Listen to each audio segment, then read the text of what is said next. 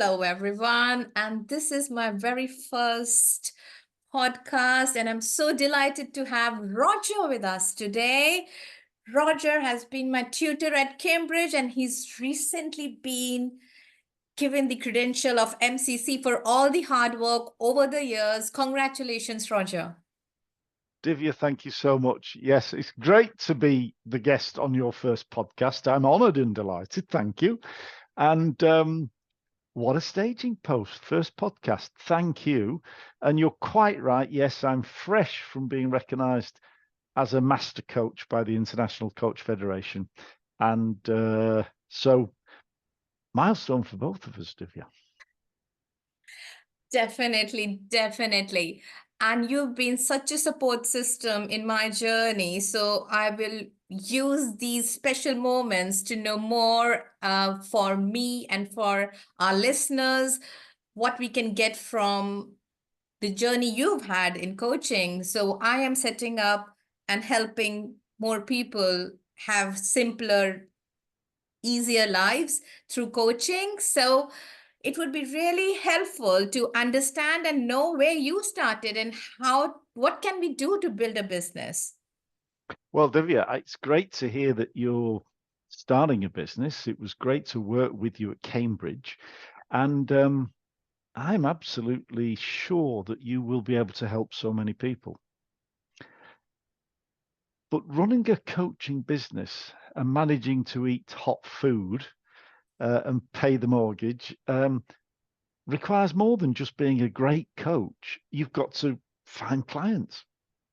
So you ask exactly the right question, as always you do, Thank to you. get to the heart of the matter. How do you find clients? Yeah.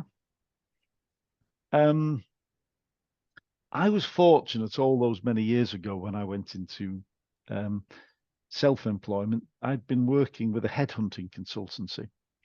And so I had a kind of a number of clients that I immediately could begin to work with. But here's the secret, if indeed there is a secret, to the way I've built my business.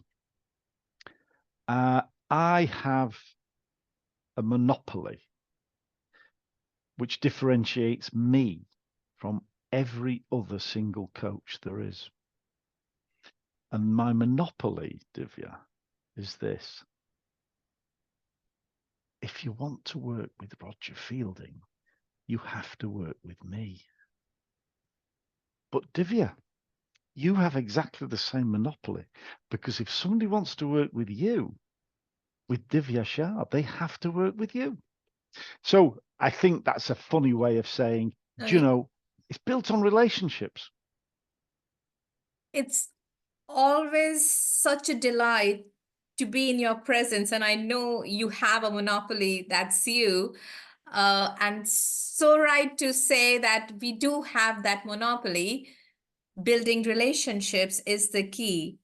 So while you had the whole blessing of being in an environment where you could get clients, what about people who say they have a change of career or they are starting afresh and complete their coach training?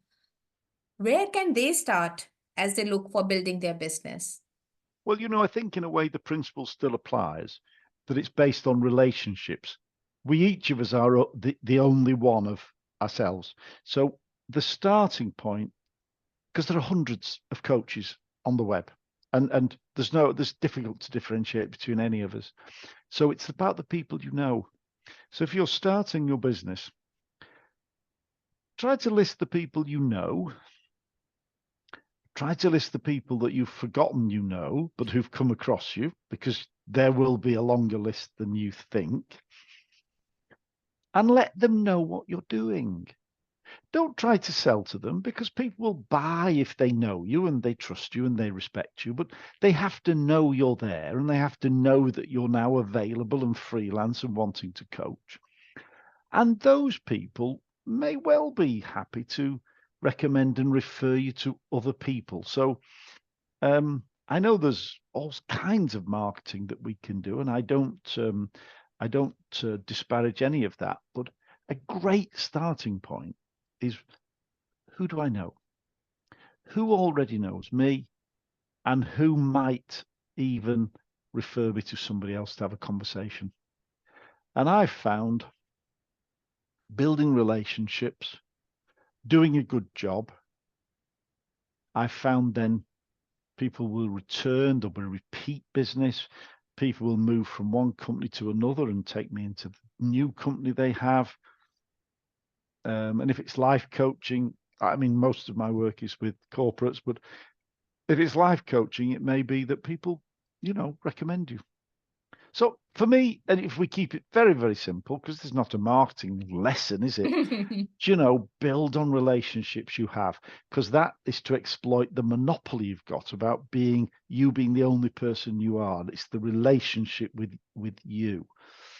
And it will go far wider than you first thought. We all know far more people than we think we know, than we initially list. Interesting. Yes, if we start putting names, we'll know, oh, this person and this person as well. Now, something which is coming to me is I've read that people don't buy coaching, they buy solutions to their problems.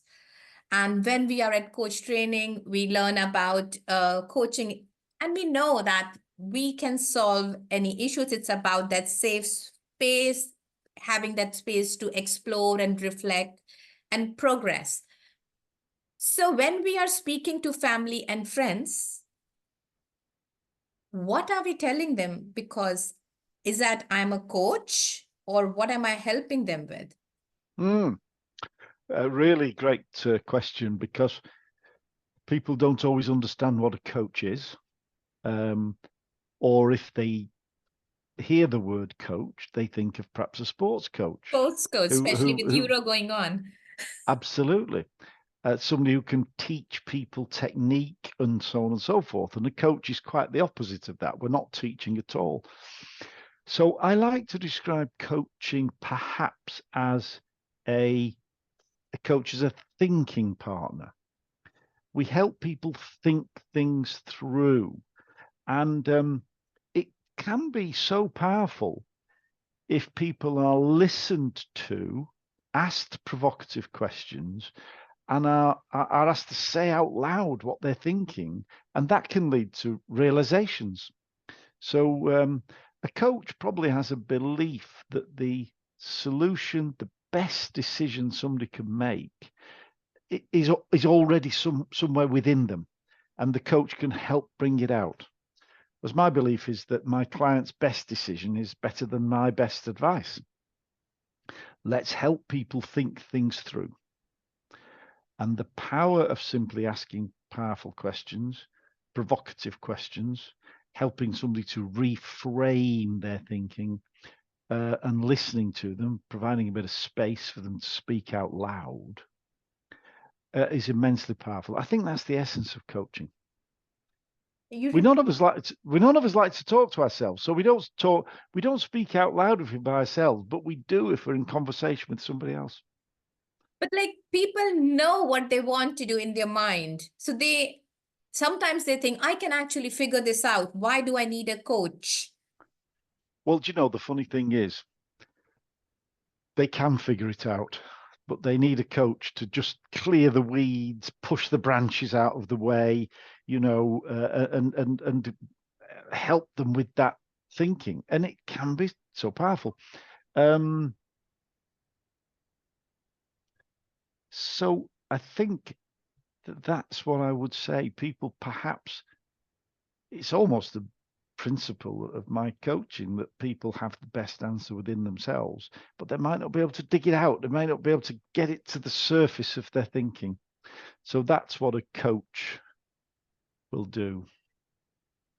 Thank you so much. I have experience coaching, and I know the clarity that comes after a session just makes things life so much easier, lighter, and helps to just take the next step. So I understand the beauty of it. Thank you for putting out to our audience in such a simple way. Is there anything you would like to add as we end today's session? Well, do you know, the one of the questions that I will sometimes ask when people say what they would like to get from the coaching session, what they'd like to do or achieve, is this question: what's stopping you? And do you know what the answer very often is? After a lot of thought, they might say, actually, nothing. Nothing is stopping me. I'm going to do it. And again, that just illustrates the power of coaching. And I know from having worked with you so extensively over the years, Divya, that you ask those sort of questions that just unlock a little bit of clarity, that point to a new focus, that helps your clients reframe their thinking and energizes them. So for sure, I would not hesitate to recommend any of listeners to this podcast to get in touch with you and talk with you about your coaching. And I'm sure that they would be that would be a great investment in themselves to do that. Brilliant. Thank you so much for your kind words. It's always been a pleasure. I'm so glad you have touched my life over a period of such a long time. I wish you all the very best as you continue your journey, new milestones. But thank you so much for your time today. I look forward to seeing you soon. Thank you, Divya. It's been a pleasure to join you on your first podcast. Thank you. Thank you.